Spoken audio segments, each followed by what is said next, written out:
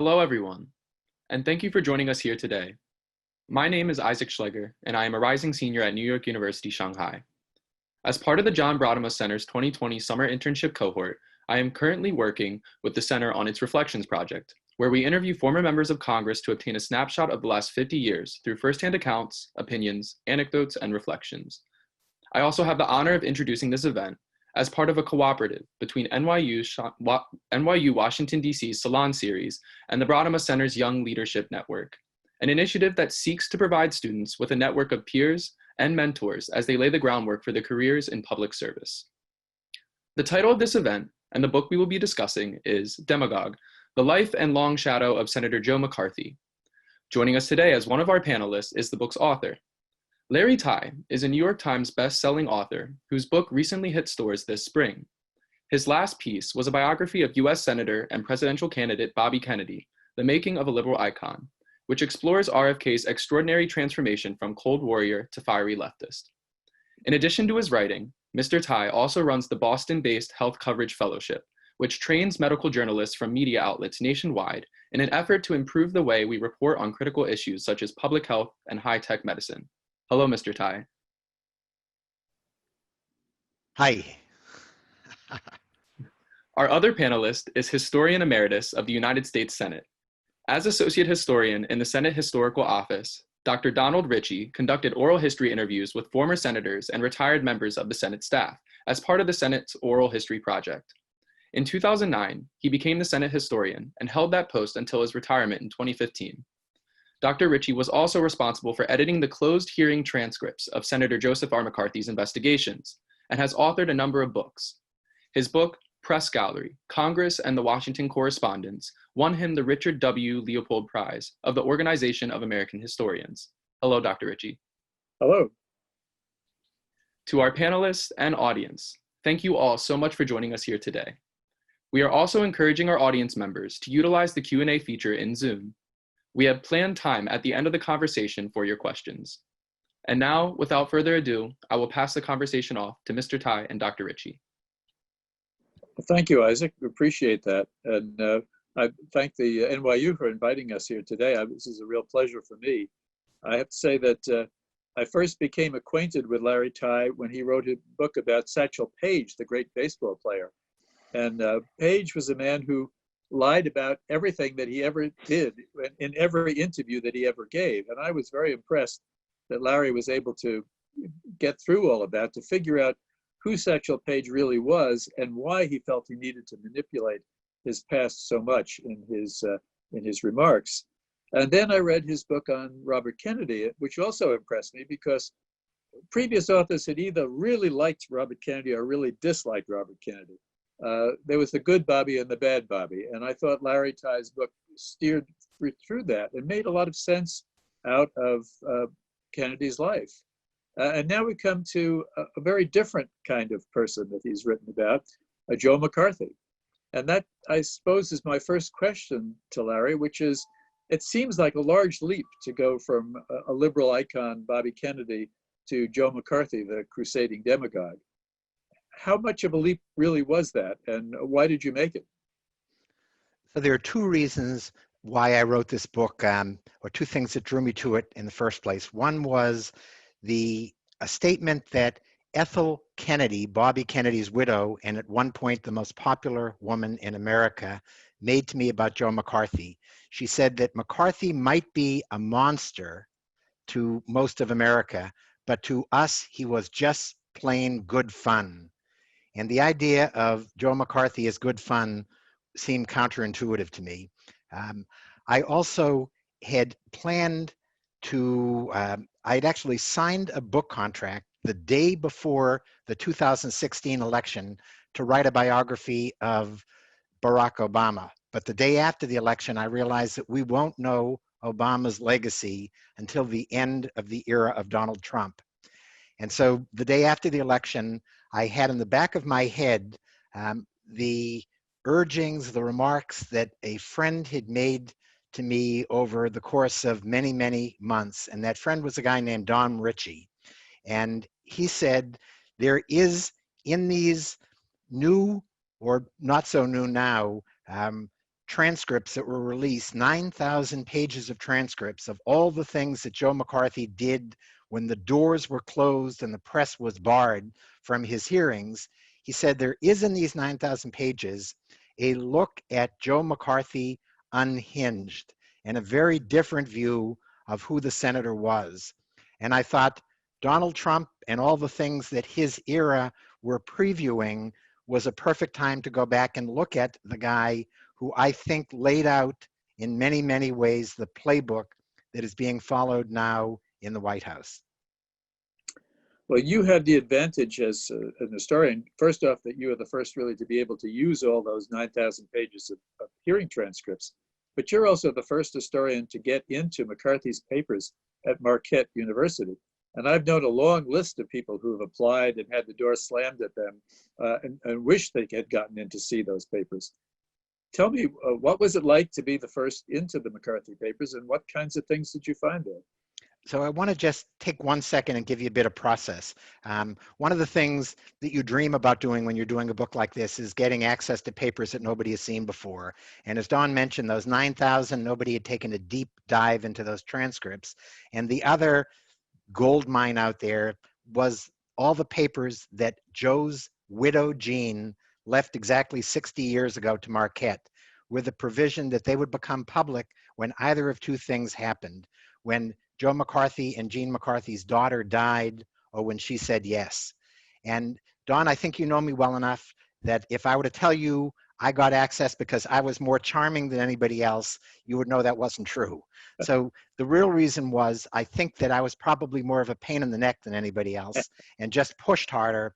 I also had a really important ally in that process, and that was the daughter of Joe McCarthy's best friend, a TV journalist named Greta Van Susteren, who became my advocate with the McCarthy family. And for whatever reason, to my shock and to the shock of the archivists at Marquette, who I think thought they would die before they ever got anybody else in there to look at those papers, the family not only said yes, they said yes in a way that most authors dream about and that I actually am a little bit regretful about. And it was, yes, you can look at them, but our approval is just for you. And the day you stop looking, they go under lock and key again. It's called an exclusive agreement. Wow. And whether I wanted it or not, that was the way the agreement was worded. So I got access to the papers and I got access to a couple other things.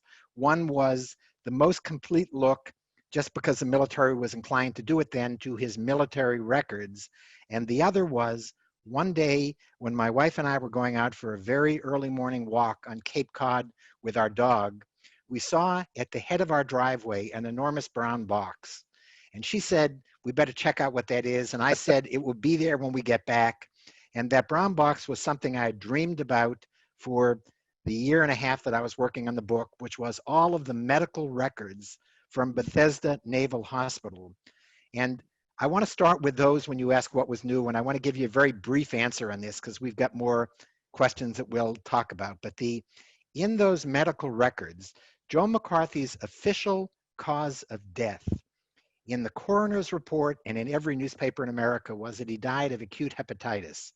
And that was a wonderfully diplomatic answer for doctors to give when they tried to protect the McCarthy family from the stigma of alcoholism at that time and today. The truth was, and I say this is the truth because I sat down and reviewed every page of those records with the just retired dean of Harvard Medical and the just retired editor-in-chief of the New England Journal of Medicine. And the consensus of the panel of 4 doctors was that he died of alcoholism. He died of a fever spike of 170 degrees, brought on by delirium tremens, brought on by an agonizing last several days of his life where something happened. And one of the things you should never say as a journalist or as a historian is that something was unique. But I think this might have been unique. There was a medical orderly who sat by McCarthy's bedside for the last 2 days of his life, recording every rant and rave that he uttered, recording everything that the doctors or nurses or technicians said. And I think they did this extraordinary thing because they knew that this master of conspiracies would become subject to a conspiracy theory, which he has been, on whether somebody killed him or what nefarious thing led to his death. And the nefarious thing that led to his death was a drinking problem that was there throughout his life and became dramatically worse when he was condemned by the US Senate at the end of 1954. Many of the things I found in all those files, not surprisingly, made Joe McCarthy, who already was the caricature of evil in American public life, look even worse. But I want to mention one thing that I think made him look better, and that was his contention from the time he first ran for the Senate that he was a war hero. And he actually dubbed himself Tail Gunner Joe in his campaign literature in his first Senate campaign. The press didn't buy it. The press said, "You're lying." And NBC News thought that he was enough of a liar that they devoted an hour-long documentary. They titled it Tail Gunner Joe, and that was meant to be a joke. He calls himself Tail Gunner Joe. He's a liar. And the press was right that his official assignment in the Marine Corps was as a land-based intelligence agent.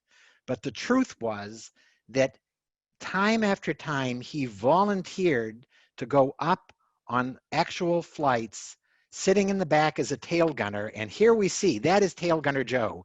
And that wasn't just him posing, although I don't know whether that specific picture was or not.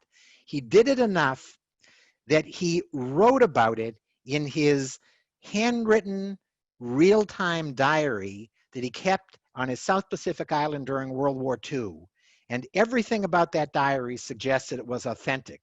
But the thing that truly convinced me was letters from his comrades in arms at the time saying, "We took Joe up with us. He flew, he was at risk, he got fired on, and he didn't have to be doing this." So on the one hand, it was classic Joe McCarthy because he wanted to use this for campaign reasons. He broke the rules by flying as a tail gunner, but it was also something he was telling the truth about, that the dozen medals that he earned from the Marines were legitimate. And that raised one last question, and I'm going to stop when I get done with this. The question of why, if he was telling the truth, and why, if he was being accused of being a liar, and why, if he had actual evidence in his own files, didn't he stand up the way he was always doing and say, "I have in my hand evidence"? And I don't know the answer because he never told us, but I speculate.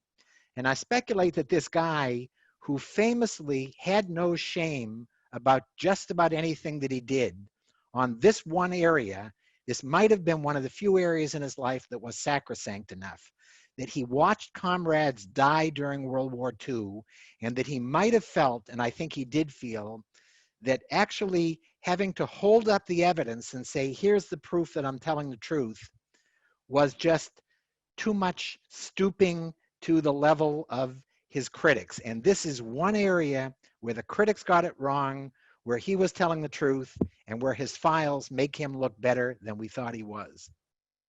Well, that's very interesting. And, you know, in those days, being in the military was a big asset for a politician. The great majority of people elected to Congress after 1946 were World War II veterans. And on Capitol Hill, they used to break into regular meeting groups if you were in the Marines or the Army or the Navy. And Joe McCarthy socialized and had breakfast regularly with people like Paul Douglas and Mike Mansfield, whose politics were completely different from his. But the one thing they had in common was they had been Marines during the war, and they respected that in each other.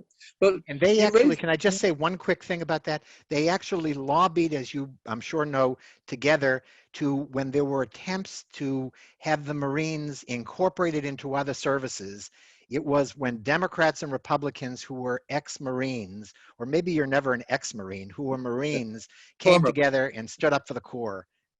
Sorry. Former Marines, they call them. Former and Marines, okay. It was Harry Truman, a former Army man, who tried to abolish the Marine Corps. Right. The Marines in Congress really rallied behind the Corps. You've been talking about McCarthy and the sort of complicated personality. I think most people have heard of McCarthyism, but they don't really know a lot about McCarthy as a person. Could you tell us a little sort of a capsule summary of what's important to know about Joe McCarthy? I can, and I think that's an especially important question because our viewers here today are young and didn't live through that era and didn't grow up having the sense of McCarthy, not just what he looked like, but what he was like. And the answer is he grew up on a farm in rural Wisconsin, near Appleton, Wisconsin, in a little town or village called Grand Chute. And he was very much a farm kind of guy. He went to school through the 8th grade and then became a chicken tycoon. He had this empire of chickens and he was really successful. The leading chicken magazine of the time called him the boy poultry tycoon. And until a virus struck, and I don't think it was called coronavirus, but until a virus struck and killed most of his flock, it looked like he was going to become wealthy that way. And becoming wealthy was one of the things that he would love to have been. Then he went to work for a chain of little 7-Eleven kinds of stores called Cashway. And again, his store became the most successful in the chain. And he looked like he could do well with that.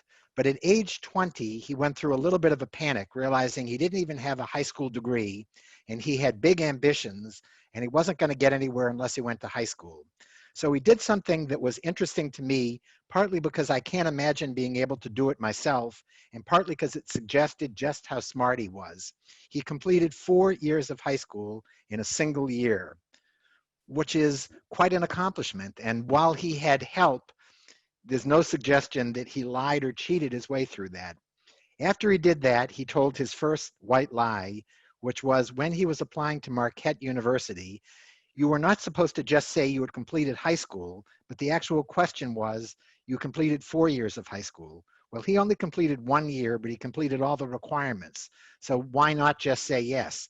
And he was supposedly coached in that by the principal of his lone wolf high school in rural Wisconsin. He gets to Marquette, starts out in engineering, switches to law, and runs for his first office, and it to me was a trademark McCarthy campaign, when he was running for head of his law school class. He's running against a guy named Charlie Curran, who's a very good guy. And they agreed, as gentlemen were wont to do, that they would not vote for themselves, they would vote for each other. And in the first round, each of them did that. And the vote was an exact tie. In the second round, McCarthy won by 2 votes. He won by Charlie Curran's vote and his vote. And when Curran confronted him and said, how the heck could you do that? He said, well, I was going around telling everybody I was the best man for the job, and I convinced myself.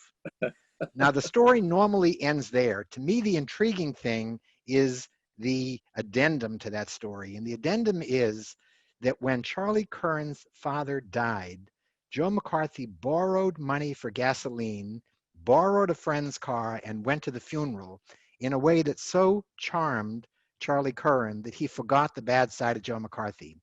And that charming piece is essential, because when McCarthy became the nation's bad boy, we have to remember there was a reason why Wisconsin voted for him. He could be a charming character. There was a reason why at the start of 1954 and the famous Army McCarthy hearings, he was the second most popular public figure in America. George Gallup told us that fully 1 in every 2 Americans thought he was a great guy doing a good job. Joe McCarthy goes on to run for a series of offices. What is interesting, the very short version of that story that gives a sense of who this guy was is, he started out running for office, the office of district attorney in rural Wisconsin. He ran as a flaming New Deal Democrat, an FDR partisan. He realized quickly that that was no way to win office in rural Wisconsin. So sometime maybe in the middle of the night, he quietly goes in and switches parties. And the next big partisan office he runs for, he wins a nonpartisan office of circuit judge. And then he makes this extraordinary leap to running for US Senate. As I mentioned, he broke a bunch of rules when he was in the Marines. He ran his first campaign for Senate when he was a Marine in violation of every prohibition they had against that. He had huge banners strung across his truck and his tent saying McCarthy for US Senate. He loses that race. In 1946, he comes back. He runs against a figure in Wisconsin named Robert La Follette, who is, I don't know where all of you who are with us today are from, but he was as popular, his family was as big a deal in Wisconsin as the Kennedys were in Massachusetts, as the Tafts were in Ohio. And McCarthy takes on this guy, not just as this newfound Republican, but representing the right wing, the so-called stalwart Republicans in Wisconsin. He threw a campaign that is half high road, half lowball, dirty, lying politics, wins the nomination, wins the office. And I think I'll end by saying he goes to Washington at the end of 1946 as maybe the least qualified new senator to take up the office in the Senate that Don knows so well. And that's when things start to happen. Well, thank you. It's funny, when I started doing oral histories at the US Senate back in the 1970s, one of the things that surprised me the most was how many people had something nice to say about Joe McCarthy, that he was the only senator to give them a Christmas present, or to go out of his way to be nice to them, or to lend money to the Capitol policemen and things like that. And it sort of conflicted with everything that I'd known about McCarthy, but I realized he was a complicated figure. Ruth Watt was the one who said to me what a nice man he was until they turned the television cameras on. And she said, then he lost control of himself. And there is a sort of a, like Robert Kennedy, of the good Bobby, bad Bobby, there was a sort of a negative and positive side to McCarthy. He did seem to lose control of himself in public and go too far in so much of what he did. Can I interrupt for one second? Just so, Don, your oral histories were wonderful and they were hugely helpful to me. But what you just said that Ruth Watt said is interesting, because that was what Ruth Watt knew. But as you proved better than anybody, as bad as Joe McCarthy was when the cameras were on, when he was in those closed hearings and they turned the cameras off, totally counterintuitively, he was worse. Yes, yes, at times. He was worse in the afternoons. In the afternoons, he seemed to be more solicitous to his witnesses in the mornings. But after lunch, especially a liquid lunch, he got to be much more abusive. But when I read those transcripts, I said that the most frequent rephrase that he used was, in other words. And he would take the most benign remarks of a witness and say, in other words, and put it into the most sinister picture, which he would then go out to the press and present his version of what had just happened. And when you read the transcripts, it ran contrary completely. He had a way of manipulating the facts to argue his case. He was quite a remarkable person. I'd like to talk about that side of him, that sort of the bullying side of Joe McCarthy. And it struck me that when I picked up your book, the very first sentence in your book is that this is a book about America's love affair with bullies. What is about McCarthy as a bully that people need to know? So when I wrote that first line, that jives with the title, which is a one-word title, Demagogue. And on the one hand, my book is front and center a story of Joe McCarthy. But to understand Joe McCarthy, I would argue that you need to understand this uniquely American strain of demagoguery that was there from the beginning of our history. And whether the figures are Huey Long, the governor and senator from Louisiana, who some say could have become president if he hadn't been shot and was an extraordinary demagogue, to a Jew-baiting radio preacher from Michigan named Charles Coughlin, to lots of people who preceded Joe McCarthy, who were xenophobes, anti-Semites, racist, lots of things. McCarthy was the latest in the line of them, but he was, as your question suggests, enough of a unique and charismatic figure that he became the archetype for all the demagogues who came afterwards, and one of the only ones who had a movement, an ism named after him. And the things that I think made Joe McCarthy unique: he was not by any means the beginning of this second Red Scare of the 1940s and 1950s, where people saw either real or imagined communists behind every pillar in the State Department and other agencies. There were lots of people who came before. And you can tell me, Don, how to pronounce the name. Is it the chair of HUAC, the House Un-American Activities Committee, is it Congressman Dees or Dyes? Dyes. Dyes. So there was a guy named Congressman Dyes from Texas who had anticipated all the bullying tactics and all the red baiting tactics of Joe McCarthy entirely a decade before, but he had none of this personal sense of how to capture an issue and set it on fire. And from the first speech that Joe McCarthy gave on this topic, and I would love to take our listeners to that first speech. The speech was in February of 1950. It was a famous day in Republican tradition. On the birthday of Abraham Lincoln, the Republicans all across the country would have fundraising dinners. And if you were a prominent senator, you'd get invited to places like New York or Washington or Boston. If you were Joe McCarthy, a classic backbencher who looked like he was on his way to electoral defeat when he ran for re-election, you got invited to places like Wheeling, West Virginia. So McCarthy shows up in Wheeling, West Virginia, to a room full of Republican, mainly women activists, and he brings in his briefcase 2 speeches. And he's not sure until nearly the last minute which one to pull out and give. One speech was a snoozer on national housing policy. And if he had given that speech 70 years later, we wouldn't be here talking about Joe McCarthy. Instead, he pulls out of his briefcase the second speech. And that is a barn burner on the whole notion that there were spies throughout our government. And he holds up in the air some papers, and he says, I have in my hand the list of 250 communist spies in the State Department. And it's a list that the president should know about, and he should have weeded them out already, and I have this list. Now, of course, he never showed that list to anybody, and there have been lots of speculation about what was really in his hand. And his files suggest there were loads of versions of that speech. Sometimes the number was 205. Sometimes it was 57. Sometimes the number seemed to have come from recycled numbers from the House Un-American Activities Committee. One speculation is that he stopped for a hamburger, which he loved, at a restaurant on his way to Wheeling, West Virginia, and he used some sauce, and the sauce was Heinz 57 sauce, and he became enamored with the number 57. Wherever the numbers came from, what happened not the next day, because the next day the only newspaper that covered it was in Wheeling, West Virginia, but a day later, McCarthy was page 1 news in every newspaper in America, and he was off and running. He had proven what he did in Wheeling several things.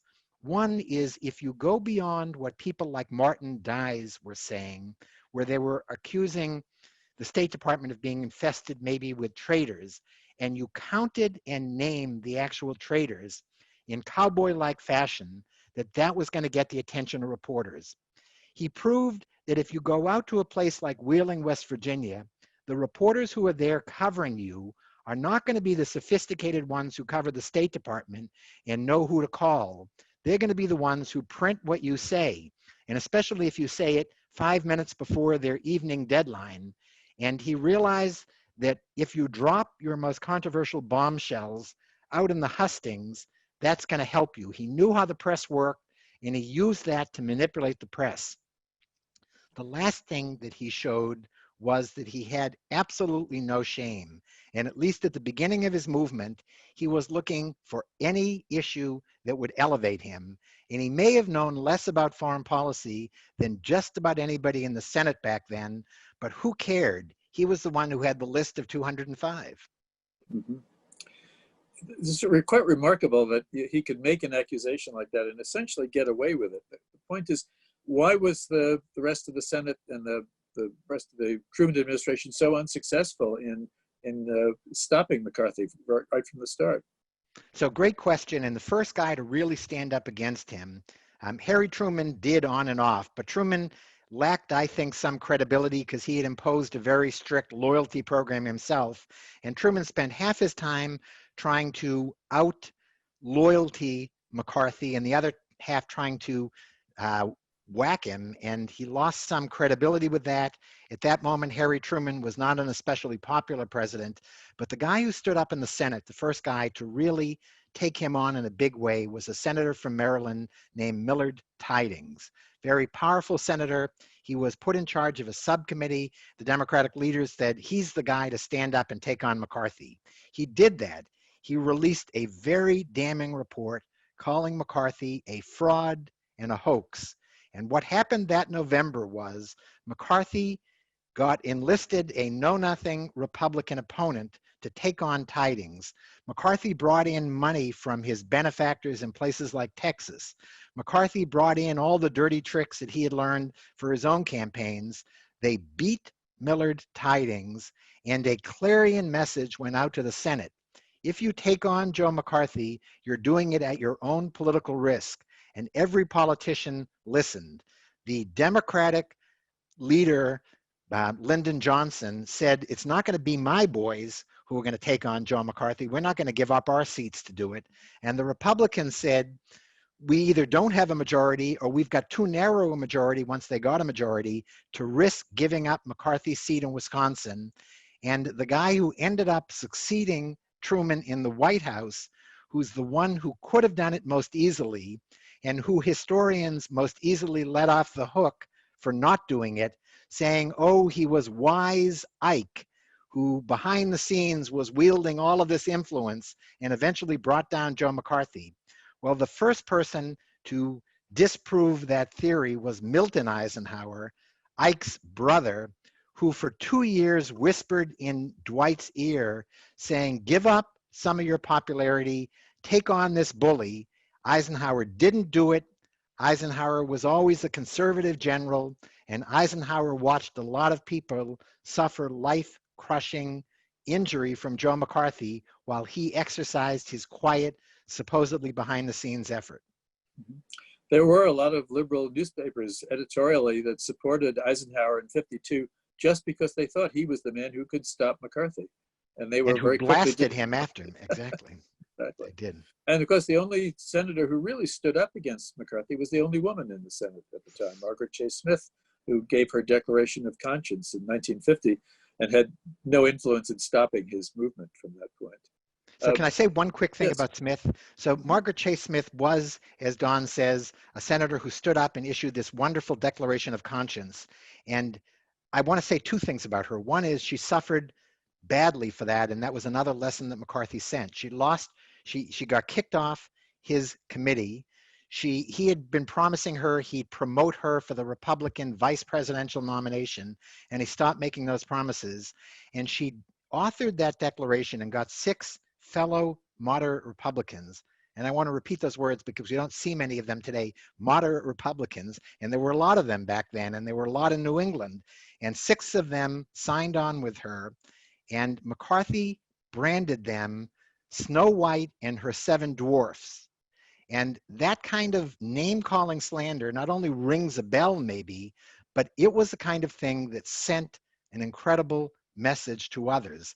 But what I want to say is, as people like Mitt Romney from Utah or from Massachusetts or wherever he's really from, as he stands up today and takes on what he says is today's version of the bully, I think it's interesting to look at that. He may get a lot of pushback today, but the one thing that Margaret Chase Smith did that is most ennobling in her career was take on Joe McCarthy. And I have a pal who's the editorial page editor at the Portland Press Herald. And he says he gets tired of hearing about the noble Margaret Chase Smith because the McCarthy thing was the beginning and end of most of her nobility. But the idea that that kind of stand gets you positive accolades by historians is something people might want to remember as they decide what to do today and whenever. But McCarthy is the big bully in your book, but there's probably the second biggest bully in the book is Roy Cohen, his chief of staff. And I wanted to ask you about what role did Cohen play in driving McCarthy? And was McCarthy what he was in part because of Cohen? So a lot of people today, and especially since we've had 2 films about Roy Cohen recently, a lot of people today look at Roy Cohen and say, he's responsible for McCarthyism as much as Joe McCarthy. And it is true in my mind that Roy Cohen reinforced every bad instinct of Joe McCarthy.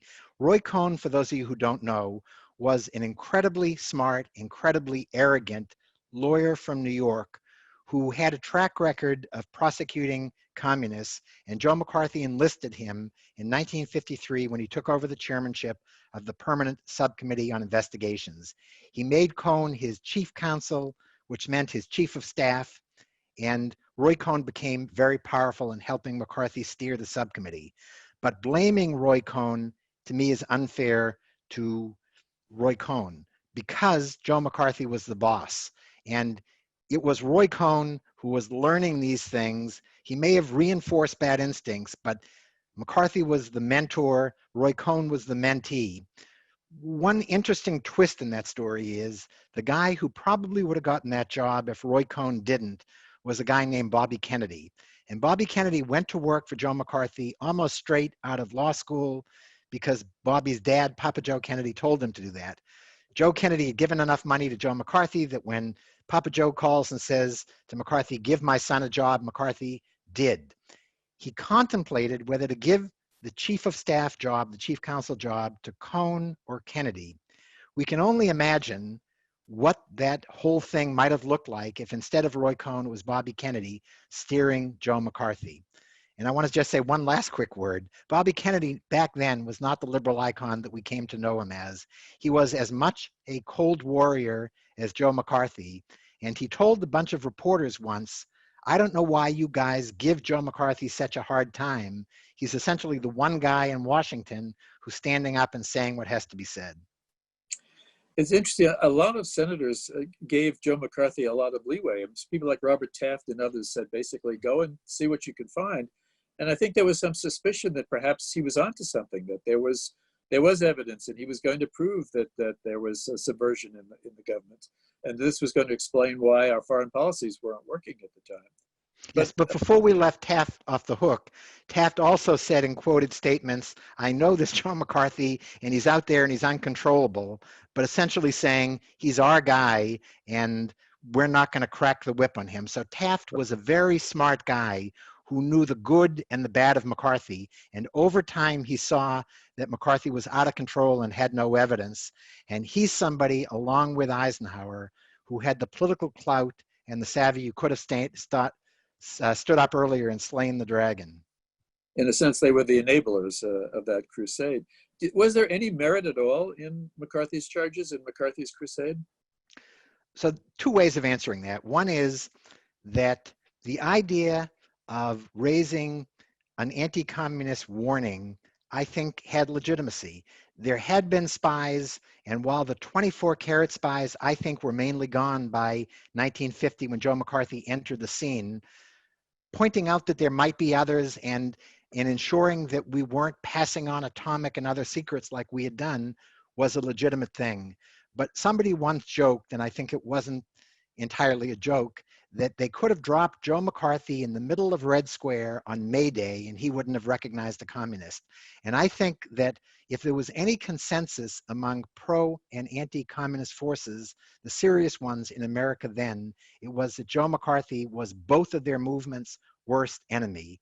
He, in many ways, tarnished the reputation of anti-communist. So the same way that socialists could never stand up and say from then on, "I'm a socialist," because everybody would say, "No, you're a communist," and that's a terrible thing because of Joe McCarthy.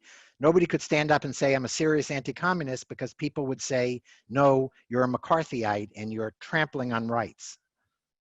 That's true. And there are a number of McCarthy's supporters in recent years who have pointed to Project Venona, the fact that the federal government had tapped into the Russian agents in Washington during World War II, and it took them a long time to be able to decrypt those messages. But they did learn a lot about what was happening in terms of espionage. On the other hand, practically no one who appears in Venona was one of McCarthy's targets, and practically none of McCarthy's targets, there's any evidence that they, in a sense, were betraying their country. So that is true, and I think my favorite Venona expert is a guy named John Haynes. And John Haynes went through with me in an exercise of looking at all the Venona people, and he had already done some comparisons. He did some work looking to see whether any of McCarthy's names turned up on the people we really knew to be spies, and a handful did, and most of them were people that we already knew. And the truth was that while people wrote entire books trying to redeem Joe McCarthy, in that sense, he's irredeemable. And in the sense, he did destroy a lot of people's lives. He caused people to lose their jobs. But we found in the end that absolutely nobody he was targeting ever went to jail. That there was nobody who was convicted of perjury or condemned to Congress. That McCarthy was able to point the finger at someone and to follow through on it.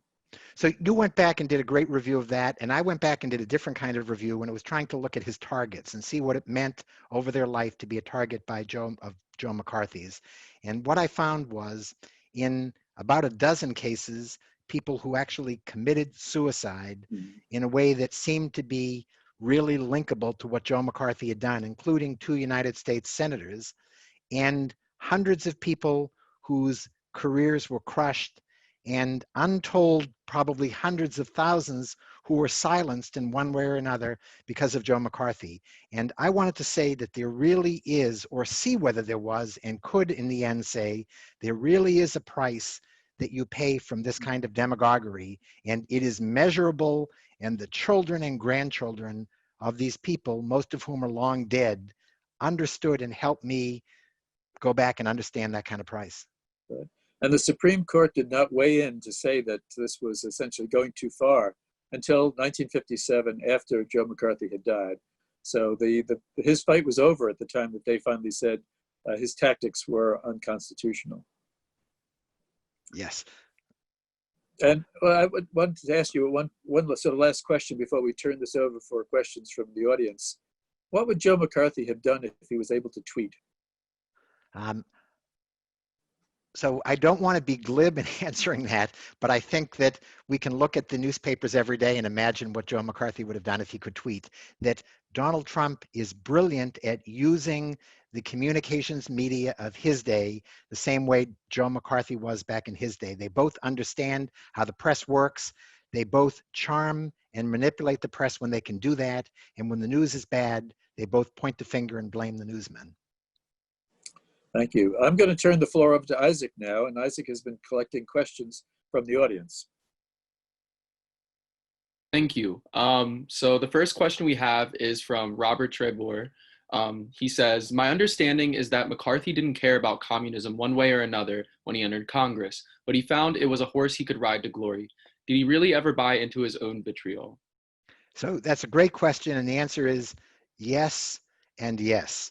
The first yes is he started out as the consummate opportunist who got up on the horse, saw that the horse was taking him just where he wanted to, which was to re-election and to fame, and he stayed on the horse. The end, ironically, is at a moment when most of America stopped believing anything Joe McCarthy said. I believe that he really believed what he said. He became a true believer. And maybe it's by mind-numbing repetition, if you utter the same words, there are communists behind every pillar in the State Department, at some point you actually start believing your own embellishments and lies. Okay. Our next question is from Laura Gibson. She says, what was the most enjoyable part of writing the book, and what was the most challenging part of writing the book? So the most enjoyable was getting emails like the one from Marquette saying, you've got access. It was exactly 1 week before I got the access to those records that I had told not just my wife, but my publisher, we're not going to get them. And you know, you hold out to the publisher the hope. You never say, for sure, we might get these things. The perfect thing is to tell them then no, and then a week later, you've lowered their expectation and come in and say, but it turns out we got them. That was incredibly fun. So was getting the records that I was convinced I wasn't going to get from the most secretive of any part of our government, which is the military, and especially the medical part of the military. The other enjoyable part was getting to talk to people like Don Ritchie, and the in-person interviews, whether it was with McCarthy's victims or his enablers or their children and grandchildren. Those are the things that are a blast. And if you like the hermit's life of researching and writing a book, the part of that where you get to lift yourself out of that recluse life and really do something is when you travel and talk.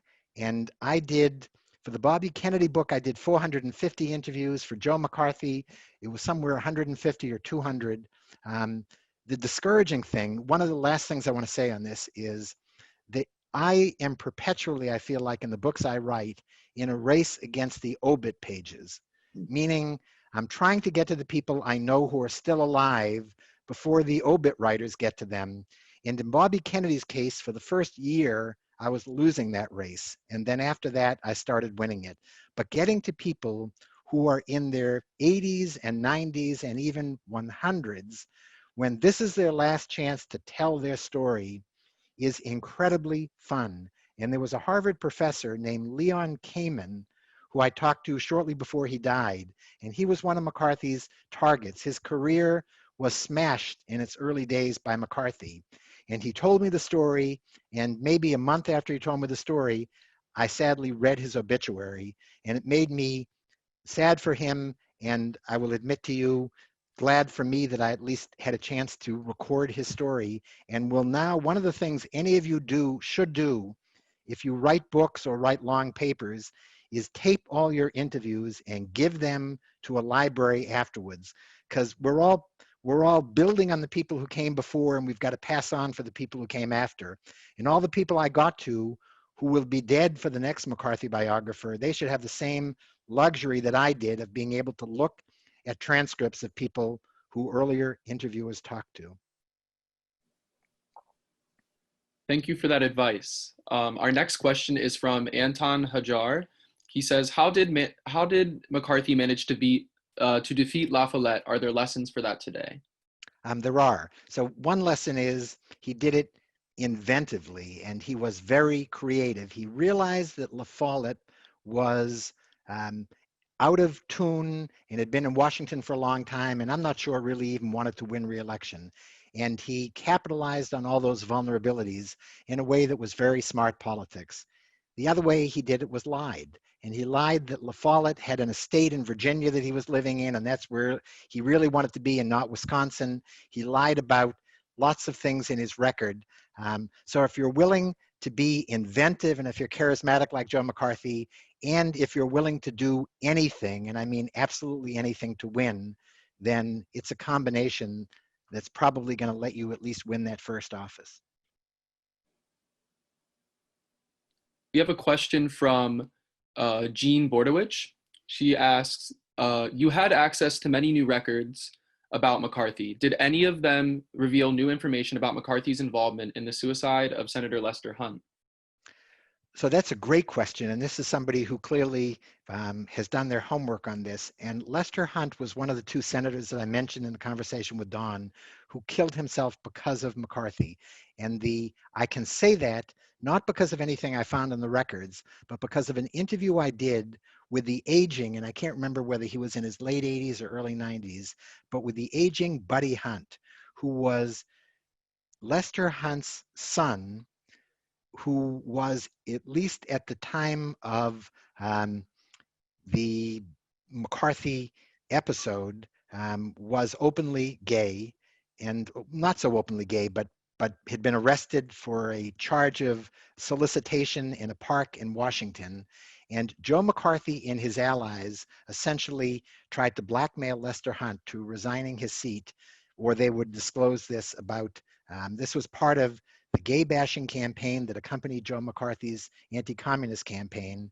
And I think that Buddy Hunt's recollections of just what happened to his dad were so riveting and so smacking of the truth that I think that's sort of the last, we've known that it probably was that cause and effect all along, but I think this personal testimony convinced me. Joseph Doyle asks if you could comment or draw any parallels between McCarthy and Adam Schiff. Aha. So that's an interesting question, and interesting, especially because one of the last fun things I did before last year's baseball season ended was go to a baseball game at Fenway Park with Adam Schiff. And I had given a talk that a group that he assembled on Bobby Kennedy, and afterwards his cousin, who's my pal, and I and another cousin went to a baseball game with Adam Schiff, and we spent a lot of time talking not just about Bobby Kennedy, but about Joe McCarthy. And I think Adam Schiff, in my mind, represents exactly the kind of courageous senator, whether it was Republican Margaret Chase Smith or Democrat Millard Tydings, who stands up and says the Constitution still means something and demagoguery is a bad thing. And Adam Schiff has taken a whole lot of grief. He's been called all kinds of names, but in the great tradition of what brave people are supposed to do as opposed to the enablers in Congress, that tradition lives on a lot of people, and Democrats and Republicans both today.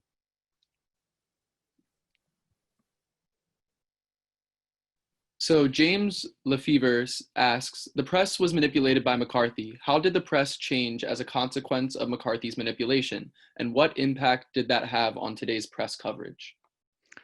So the press, Don could answer that question, and I want to hear his answer because he's an expert on the press. I want to just say the press said it changed in lots of ways, but we see so many things repeated in terms of the worst behaviors of the press in buying into and helping elevate demagogues today that I wonder how much the press did change. But I yield to Don Ritchie.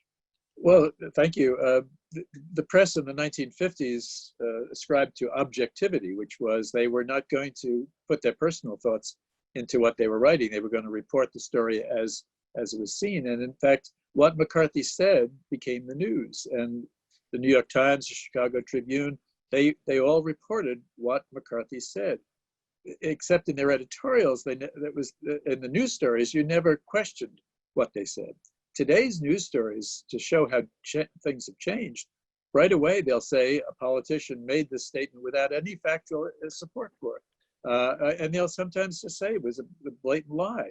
And newspapers, reporters are much more prone to do that at this stage, to question their sources. But McCarthy got away with a lot because people basically were quoting him the same way they would have quoted Eisenhower or Nixon or any other politician at the time, which was you took them at their word. So I want to, having said I yielded the floor, I want to come back and just offer one addendum to what Don said. He's talking about the high-end best of the press, and particularly the print press today. A lot of press today, television press, and I won't pick out Fox News, just it's on the right. There are people on the left who do the same thing. Just give a soapbox to politicians and let them say things that they know, they've got to know, are lies and are irresponsible. And I think some of the press back then, the person that Don is writing a great book about, Drew Pearson, stood up in the very early days and said, this emperor has no clothes. And I think he should be applauded. And other reporters went along and enabled McCarthy like some do today. I want to just say one last thing, that if there's any hero, I've written 2 pieces saying that the hero that we say in the press corps brought down Joe McCarthy is not the guy who should be lionized for bringing down Joe McCarthy. And that is a very noble character named Edward R. Murrow. But Edward R. Murrow admitted he was the leading radio and TV broadcaster of his era. He's the one who made, I think, broadcast journalism into a serious enterprise with truth-telling and doing lots of great things. But a very famous movie called Good Night and Good Luck makes it seem like Edward R. Murrow was the one who slayed Joe McCarthy. Murrow himself admitted he was very late to the game, and it was really boring print reporters like Drew Pearson who should be given that mantle as Joe McCarthy's executioners. Yes, and he paid the price for that because McCarthy actually physically assaulted him in 1954, 52, I guess it was. Kicked him and slapped him after a dinner at the Sulgrave Club in Washington, and then led a campaign to make people boycott the sponsors of his radio program. Pearson lost his sponsor, and he lost a very substantial part of his income. So there was a price for standing up to Joe McCarthy. And he might have been beat up even worse if a great Quaker peacemaker hadn't stepped in by the name of Richard Nixon. Yes, Richard Nixon separated them, and then for years afterwards loved to tell that story and say, and did it do me any good with Drew Pearson in his column? No, not at all. So we have another question from Rachel Cooper. She says, it seems that the idea of socialism has been demonized much earlier, thinking of Eugene Debs. Was McCarthy a continuation of this idea, and was he supported by big money in any way? He was a continuation of all the demagogues before him, including on the issue of casting aspersions on liberalism, socialism, communism. That goes way back, and my book goes and looks at the earliest instances of that. But again, nobody gave a fiery drive to that movement like Joe McCarthy, which is why it's not called Tyeism or Trumanism or anything else. It's called McCarthyism. Dan Dozier asks, what aspects of McCarthy's persona did the transcripts reveal that surprised you? So lots of things in the transcripts surprised me. The way that behind closed doors, Joe McCarthy could get even nastier and more willing to violate people's rights than he was when the cameras came in was surprising to me. It surprised me and intrigued me the way I think Joe McCarthy, as Dawn has pointed out, used the closed door hearings as dry runs for what he would do when he brought the cameras in. And I think what he did was looked for witnesses who caved before him behind closed doors rather than the ones who were eloquently standing up to him. And he didn't want the eloquent ones in the public camera. He wanted the ones who caved. But the last thing, and the both sad and intriguing thing, was what Don pointed out before, which was in the morning, Joe McCarthy seemed relatively reasonable. At lunch, when he would often have a hamburger, a raw onion, and whiskey, he would come back in the afternoon and become increasingly irritable. And I think there were two sources of that irritability. One was the alcohol that he drank, and we know Joe McCarthy was an alcoholic. And the other was something his medical records pointed out, and I hate to even raise this, but he had hemorrhoids. And if you're sitting with hemorrhoids for 2 hours, you can tolerate. At the end of 5 or 6 hours, it becomes painful. So maybe that's why he also got so irritable in the afternoon. David Schra asks, is there continuity between the McCarthy stalwarts and the right-wing Republicans in Wisconsin today? So I am tempted to answer that with one word, which I can seldom do, which is absolutely. And I think that there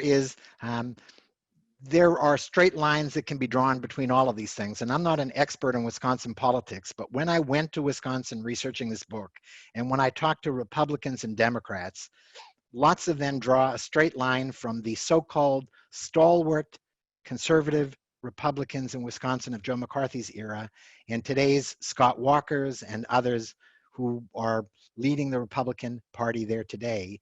And the liberal wing of the party, the progressives like the Follettes, have fewer descendants as far as I can see today in the Republican Party there or anywhere. So I think we have time for about one more question. This is from Quinn de la Rosa.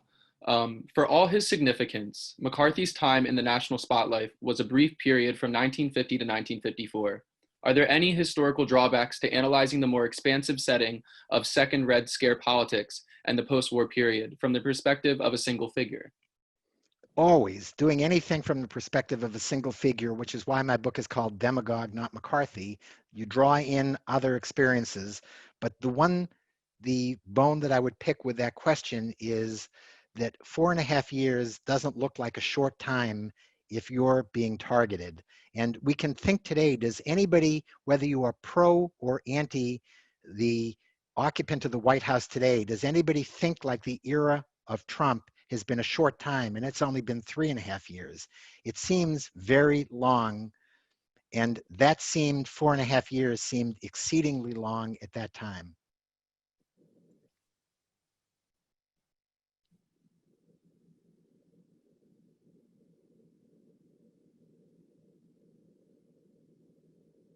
So I believe we may have time for one more question. Sharon Alter asks, explain President Eisenhower's relationship with McCarthy in more detail. Why and when did Eisenhower turn against McCarthy? So I want to answer the Eisenhower question. I also want to put in a totally shameless self-promotional plug. And that's not to go out and tell people to buy books because you're generally students and you don't have a lot of money. It is to say that if anybody buys a book and they want me to send them a signature plate, get in touch with people at Brademas who will give me your names and I will mail you a signature plate, because every book event should have a signing. And if you sit through a long talk like this and you want a book, you should get it signed.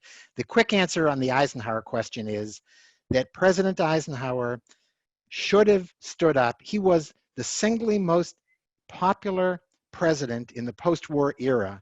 He was the one person substantially more popular than Joe McCarthy throughout Eisenhower's first 2 years in office. And yet behind the scenes, he was telling his aides, this guy's a bully and we've got to stop him. But he never stood up until the Army McCarthy hearings and really did anything concrete to stop him. And I think that that was a lack of courage and wisdom. I think that, as I've said, historians have let him off too easily. And I think he did do a lot of orchestrating of the Army finally showing backbone during those hearings. But that was after lots of lives had been ruined, and there's no excusing it. And I believe, and I'm reading between the lines, and he never said this, from Eisenhower's memoirs, that he had regrets and not having listened to his brother Milton's advice earlier. I want to just take my last word and say thank you for the Brademas people, for Isaac and doing a great job in moderating, and for Don Ritchie not only giving me the gift of this book idea, but giving me the gift of his being a brilliant interlocutor today.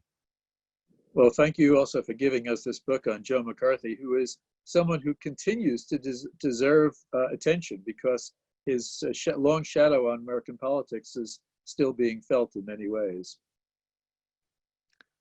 Thanks, everybody. Thank you. Bye.